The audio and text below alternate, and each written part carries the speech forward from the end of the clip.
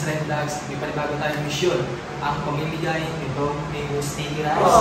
50 pesos po yan na ginawa ni Mrs.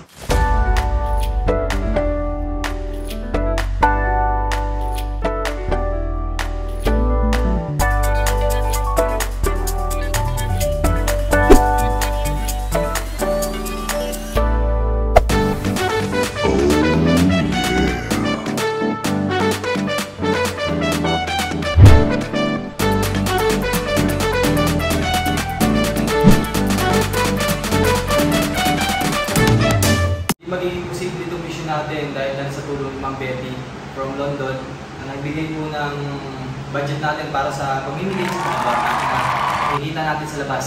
So hey guys, tara na, papamigay na natin ito at ang mga kasama natin si Don Pipoy, dadaanan natin doon para sa ano. Kasi hindi ko kaya magpamigay na mag-isa, medyo marami at motor lang po gamit ko. Ayan, let's go! Woo!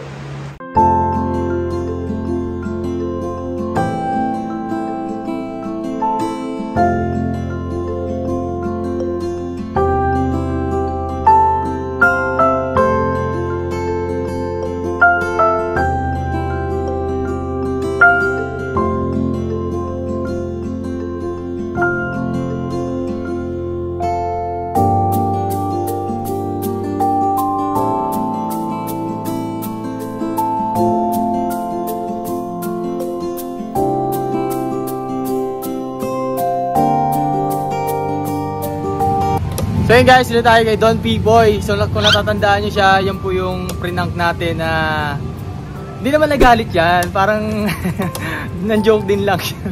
So yan siya yung mga kasama natin pamimigay ng mango sticky rice sa kung saan tayo mapadpad ngayon. So tara, ano, tara na? Let's go, tol, tara. Tara na, let's go.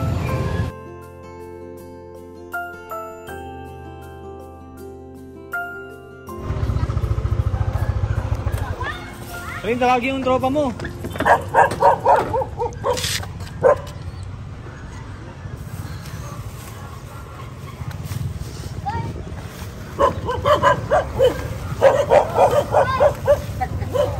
Ah. Nakapag-meron din na kayo? Diba? Sakto.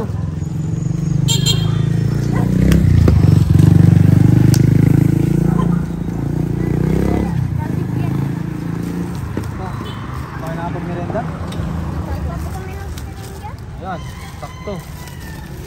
Ayan. Wait lang, meron pa.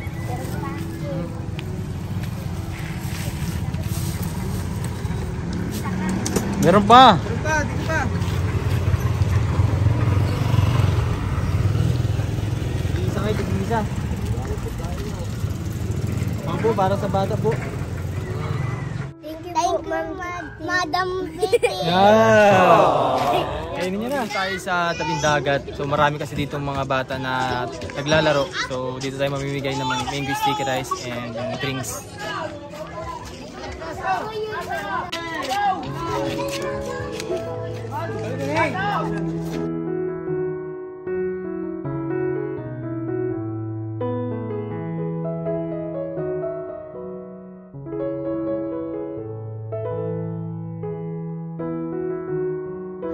Dito muna para mamaya yung drinks.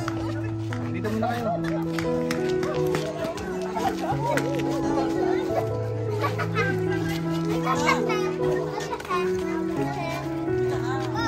Wait lang.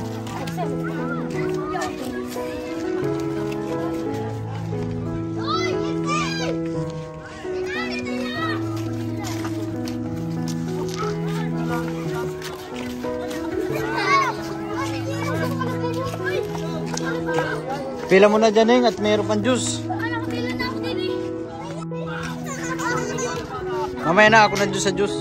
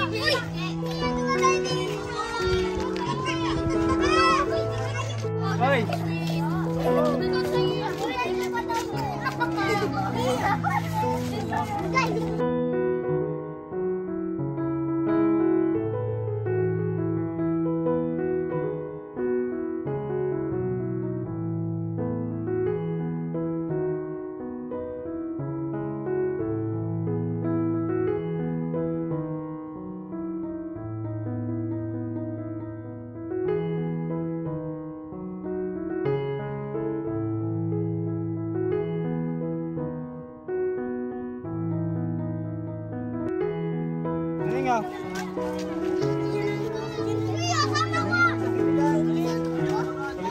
O, pila kay pila.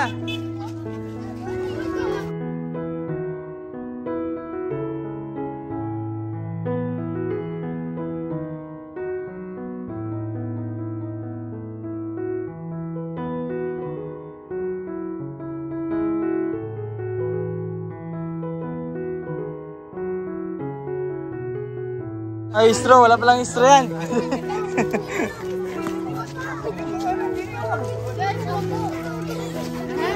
Ay, wala pa pong sticker ay siya? Ah, wait lang, wait lang.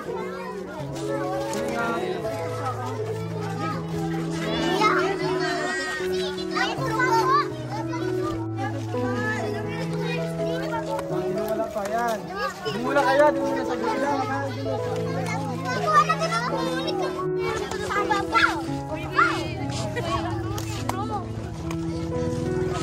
Sino pong wala pa?